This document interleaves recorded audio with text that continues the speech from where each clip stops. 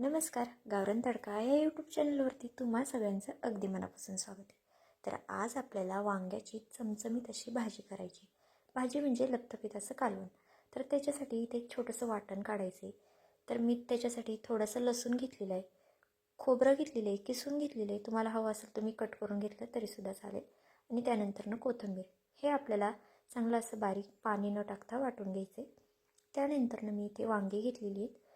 तर बघा अशा प्रकारे वांगी घेतलेली आहेत. तर ही वांगी आपल्याला कट करून घ्यायची आहेत. तर आधी आपल्याला वांग्याचा आहे ना पुढचा देठ कट करून घ्यायचा आहे. खूप जास्त मोठा देठ असेल तर तुम्हाला कट करायचा असेल तर करू शकता, नाही कट केला तरीसुद्धा चालेल. त्यानंतरनं वांगे असे आपल्याला जसे आपण भरलं वांगं करतो ना त्या टाईपमध्ये आपल्याला ही वांगी कट करून घ्यायची आणि वांगी किडीची आहेत की नाही ही एकदा चेक करून घ्यायची. तर बघा अशा प्रकारे आपल्याला वांगं कट करून घ्यायचे. आणि आता ही कट केलेली वांगी आहेत ना आपल्याला लगेचच पाण्यात टाकायची, नाहीतर मग वांगी आहेत ना काळी पडतात. तर नॉर्मल पाणी इथं, त्याच्यात काही मीठ वगैरे टाकलेलं नाही आहे, असंच नॉर्मल पाणी घ्यायचं आहे. आणि हे बघा आपल्याला अशा प्रकारे वांगी कट करून घ्यायची. त्यानंतर ना वांग्याला जर असे मोठे मोठे काटे असतील ना तर ते काढून घ्या, कारण की काय होतं ना वांगं शिजल्याच्या नंतरनं सुद्धा काटा टोचण्याची शक्यता असते.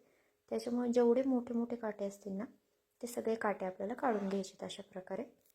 आणि हां, माझ्या चॅनलवरती जे कोणी नवीन असेल ना त्यांनी प्लीज आवर्जून एक चॅनलला सबस्क्राईब नक्की करा, कारण नवीन यूट्यूबरसाठी तुमचं एक एक सबस्क्राईब खूप जास्त मोलाचं असतं. तर बघा बोलता बोलता आपली सगळी वांगी कट करून झालेली आहेत. मी अशीच ही पाण्यात ठेवणार आहे. तर तोपर्यंत आपण फोडणीसाठी जे साहित्य लागते ना ते कट करून घेऊया. त्याच्यासाठी मी इथे कोथिंबीर घेतली. कोथिंबीर आपल्याला छान अशी एकदम बारीक कट करून घ्यायची. कोथिंबीर थोडीशी जास्त घ्या, कारण आपल्याला वरून टाकायची ही. फोडणीला नाही टाकायची कोथिंबीर, आपल्याला वरून टाकायची ज्यावेळेस कालवण तयार होणार ना त्यावेळेस. त्यानंतरनं मी इथे एक टोमॅटो घेतलेला आहे, तो सुद्धा आपल्याला बारीक कट करून घ्यायचा आहे.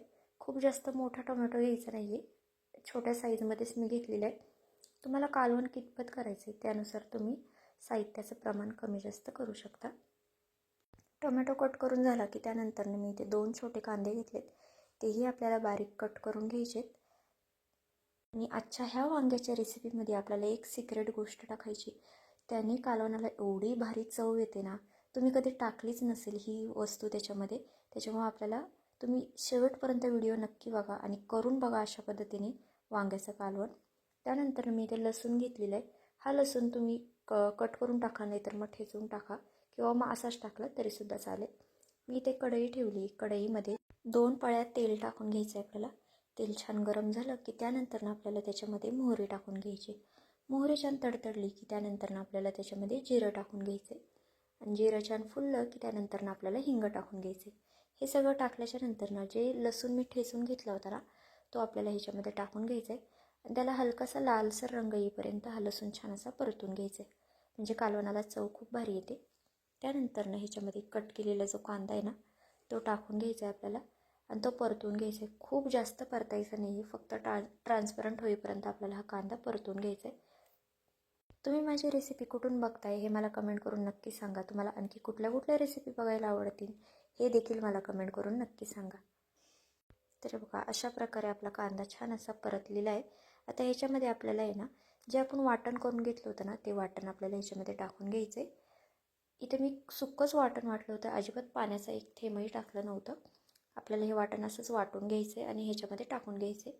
आता हे मिनिटभर असं छान परतून घ्यायचं आहे. त्यानंतरनं त्याच्यामध्ये जो कट केलेला टोमॅटो होता ना तो देखील टाकून घ्यायचा आहे आणि छान असं परतून घ्यायचं आहे आपल्याला. हे ज्यावेळेस आपण तेलात परततो ना त्यावेळेसच त्याचा सुगंध एवढा भारी येतो ना, त्याच्यामुळे तुम्ही नक्की करून बघा अशा प्रकारे. आता हे आपल्याला छान परतून घ्यायचे. हे परतल्याच्या नंतर ना आपल्याला ह्याच्यामध्ये सुके मसाले ॲड करायचे. लगेच सुके मसाले ॲड करायचे नाही आहेत. तर हे छान असं परतून झालेलं आहे. आता सुके मसाले टाकूया. तर सुक्या मसाल्यांमध्ये मी इथे थोडंसं हळद घेतली आहे. त्यानंतरनं कांदा मसाला आणि लाल तिखट एवढेच मसाले घ्यायचे आहेत आपल्याला. आणि आणखी एक मसाला वापरायचा आहे, तो नंतरनं वापरायचा आहे. तो काय घ्यायचं आहे हे मी पुढे सांगेल तुम्हाला. तर आता हे आपल्याला 2 मिनटं आहे ना छान असं परतून घ्यायचं आहे. ह्याच्यामध्ये थोडंसं पाणी टाकूया म्हणजे आपले मसाले खाली लागणार नाही. आता ह्याला छान असं तेल सुटेपर्यंत आपल्याला हे छान असं परतून घ्यायचं आहे, म्हणजे कालवणाला तरी वगैरे सुद्धा खूप छान येते. आता हे बघा हे परतते. त्यानंतर ना आपल्याला ह्याच्यामध्ये इथनं जी वांगी आपण घेतली होती ना पाण्यात ठेवली होती कट करून, ती वांगी आपल्याला ह्याच्यामध्ये टाकायची आणि पाणी आपल्याला गरमच वापरायचे. पाणी थंड वापरायचं नाही आहे, नाहीतर मग आपल्या कालवणाला तरी वगैरे येणार नाही. आता मी ह्याच्यामध्ये जी कट केलेली वांगी आहेत ना ती टाकून घेते. सगळी वांगी आपल्याला ह्याच्यामध्ये टाकून घ्यायची अशा प्रकारे. आणि वांगी छान अशी मिक्स करून घ्यायची त्या मसाल्यांमध्ये. तुम्हाला हवं असेल तर तुम्ही अशी सुक्की भाजी केली ना तरीसुद्धा चालेल. झाकणावरती पाणी ठेवायचं आणि छान अशी वाफेवरती ही वांगी शिजवून घ्यायची. तशी भाजी जरी केली तरीसुद्धा खायला खूप भारी लागते. आता हे छान असं मिक्स करून घ्यायचे. त्यानंतर ना आपल्याला ह्याच्यावरती झाकण ठेवायचं आहे आणि एक वाफ काढून घ्यायची. झाकणावरती पाणी वगैरे ठेवायचं नाही आहे, कारण आपला जो मसाला आहे तो खूप जास्त असा ओलसर आहे, असा खूप कोरडा कोरडा नाही आहे. पाहू शकता तुम्ही, दिसायला किती भारी दिसते. आता ह्याच्यावरती मी झाकण ठेवते आणि 2 मिनटं झाकण ठेवून वाफ काढून घेणार आहे. ह्याला एक 2 मिनटं झाकण ठेवून वाफ काढली ना म्हणजे वांग्यामध्ये मसाला छान असा मुरला जातो आणि वांगी खूप अशी फिक्की फिक्की नाही लागत खायला. तर बघा आता हे छान असं परतलेलं आहे. आता ह्याच्यामध्ये ना आपल्याला गरम पाणी ॲड करायचं आहे. पाणी गरमच टाका, थंड पाणी टाकू नका, नाहीतर मग कालवणाला रंग किंवा तरी येणार नाही. तर आता हे मिक्स करून घ्यायचं आहे आपल्याला. त्यानंतर ना ह्याच्यामध्ये आपल्याला गरम पाणी टाकायचं आहे. आत्ताच पाहू शकता वांगी दिसायला किती छान दिसतात आहेत. अशी सुक्की भाजी खायलासुद्धा भारी लागते. तर आता मी इथे गरम पाणी करून घेतलेलं आहे. हे गरम पाणी आपल्याला ह्याच्यामध्ये टाकून घ्यायचं आहे. एकदम जास्त पाणी ओतू नका, आधी पाणी थोडंसं टाका, मिक्स करा आणि मग हे छान असं मिक्स केल्याच्यानंतर ना बघा तुम्हाला कितपत रस्सा करायचं आहे त्यानुसार मग तुम्ही पाण्याचं प्रमाण कमी जास्त करू शकता. तर मी इथे आणखी थोडंसं इथे पाणी ॲड केलेलं आहे. तर तुम्ही पाहू शकता आपण गरम पाणी टाकल्यामुळे कालवणाला नुकतीच उकळी येते, पण तरीसुद्धा रंगसुद्धा तरी रंग किती छान आलेला आहे. आणि आता हे तुम्हाला आत्ता जरी पातळ दिसत असलं ना तरी नंतर ना हे ना छान असं घट्ट होणार आहे. तर ह्याच्यामध्ये आपल्याला 2 चमचे शेंगदाण्याचा कूट टाकायचा आहे. इथे भाजलेल्या शेंगदाण्याचा कूट घेतलेला आहे मी. तुम्ही कच्च्या शेंगदाण्याचा टाकला तरीसुद्धा चालेल. आता हे छान असं मिक्स करून घ्यायचं आहे.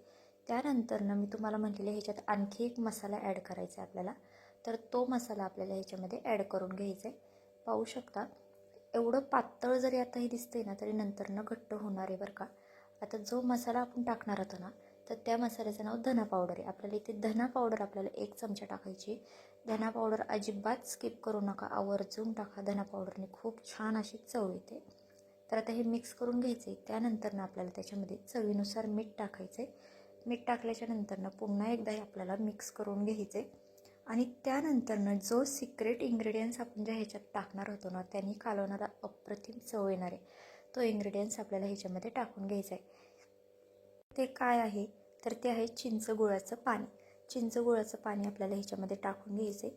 मी ते 2 ते 3 बुटकं चिंचाची आणि एक छोटासा खडा गुळाचा घेतला होता, भिजत ठेवलेला. त्यानंतरनं तो आपल्याला ह्याच्यामध्ये टाकून घ्यायचा आहे आणि असं अर्धवट आपल्याला झाकण ठेवून ह्याला 5 ते 7 मिनटं आपल्याला छान असं शिजवून घ्यायचे. आधीमध्ये एखाद बारीला तुम्ही चेक करू शकता. तर मी ते 5 ते 7 मिनटं ना झाकण ठेवून ना शिजवून घेतलं होतं वांगं. पाहू शकता साईडनी तर्री वगैरे किती छान आलेली आहे, रंगसुद्धा किती छान आलेला आहे. आता आपण हे सगळं असं मिक्स करूया, साईडचा मसाला वगैरे काढून घेऊया आणि वांगं चेक करूया शिजलं आहे की नाही. तर मला इथे ना थोडंसं वांगं कच्चं वाटलं. आणखी 2 ते 3 मिनटं ठेवलं ना की वांगं एकदम परफेक्ट असं शिजणार आहे. वांग्याचं खूप जास्त असं गाळ करायचं नाही आहे आपल्याला. तर बघा कालवणसुद्धा अगदी परफेक्ट आपलं झालेलं आहे, म्हणजे घट्ट वगैरे एकदम परफेक्ट आहे. आणखी थोडंसं आटणार आहे, मग अजून थोडंसं घट्ट होईल. मी आता 2 मिनटं झाकण ठेवते. 2 मिनटानंतर पुन्हा आपण एकदा काढून बघूया. तर हे बघा आपलं कालवणसुद्धा आहे ना आता शिजलेलं आहे. मी इथे वांगं चेक करते शिजलं आहे की नाही. तुम्ही पाहू शकता कालवण आता तरी वगैरे किती छान आलेली आहे. आणि अशा पद्धतीने ना तुम्ही कालवण नक्की करून बघा बरं का. खूप म्हणजे खूप भारी लागतं ही कालवण. तर मी इथे ना वांगं शिजलं की नाही चेक करते बघा. अशा प्रकारे वांगं शिजले. वांगं चेक करताना ना देठाच्या बाजूने चेक करायचं, म्हणजे कळतं वांगं शिजले की नाही. तर आता आहे ना आपल्याला ह्याच्यामध्ये भरपूर अशी कट केलेली कोथिंबीर टाकायची आणि हे छान असं मिक्स करून घ्यायचं आहे. लगेच गॅस बंद करू नका, हे मिक्स करा आणि त्यानंतर गॅस आपल्याला बंद करायचं आहे. हे कालवण तुम्ही गरमागरम बाजरीची भाकर, तांदळाची भाकर किंवा मग ज्वारीची भाकर आणि भात एवढं भारी लागतं ना, खरंच खूप भारी लागतं. आता मी इथे गॅस बंद केलेला आहे. पाहू शकता तुम्ही, दिसायला किती छान दिसते. कालवणाचं घट्ट वगैरे अगदी एकदम परफेक्ट असं झालेलं आहे. खूप जास्त पातळी नाही आहे किंवा खूप जास्त घट्टही नाही आहे.